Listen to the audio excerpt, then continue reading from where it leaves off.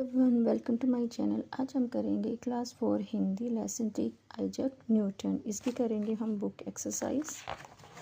सबसे पहले है क्वेश्चन आंसर। गुरुत्वाकर्षण का नियम क्या है? यह है गुरुत्वाकर्षण का नियम यह है कि पृथ्वी प्रत्येक चीज़ को अपनी ओर खींचती है। बचपन में न्यूटन का स्वभाव कैसा था? वह बचपन से ही सीधा साधा, शर्मीला, कम बोलता और शोर से घबराता था। पढ़ाई में न्यूटन की सहायता किसने और कैसे की? उनके मामा ने पढ़ाई की जिम्मेवारी लेकर उन्हें दोबारा स्कूल भेजा।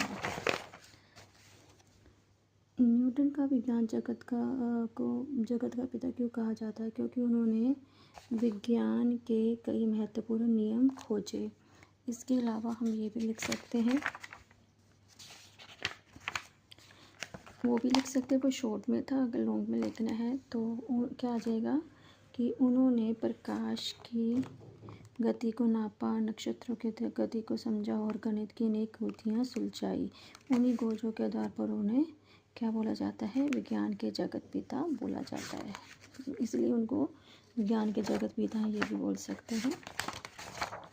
अगला है, न्यूटन का नाम वैज्ञानिक जगत में क्यों अमर है? क्योंकि अपनी महान खोजें क्योंकि उनकी महान खोजें हमेशा याद की जाती हैं।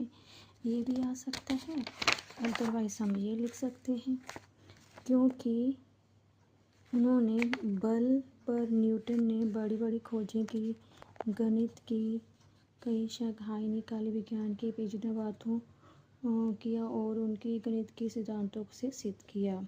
तो ये आ जाएगा। एक स्थान, न्यूटन को जाने बिना विज्ञान की बातें अधूरी हैं। उनके मामा उसकी लगन से प्रभावित हुए। नए पिता ने न्यूटन की पढ़ाई में जिम्मेवारी ले ली। न्यूटन ने एक घड़ी बनाई जो पानी से चलती थी। न्यूटन का नाम विज्ञान जगत में सदा अमर रहेगा। सही गलत? गुरुत्वाकर्षण और गति का नियम न्यूटन के देन सही। उनका जन्म अमीर परिवार में हुआ नहीं। उनके नाना उनकी लगन से प्रभावित हुए नहीं। 3 साल की आयु में उनके पिता का देहांत हो गया नहीं। 12 वर्ष की आयु में न्यूटन ने गुरुत्वाकर्षण का नियम दिया नहीं। तो ये आगे इसके आंसर।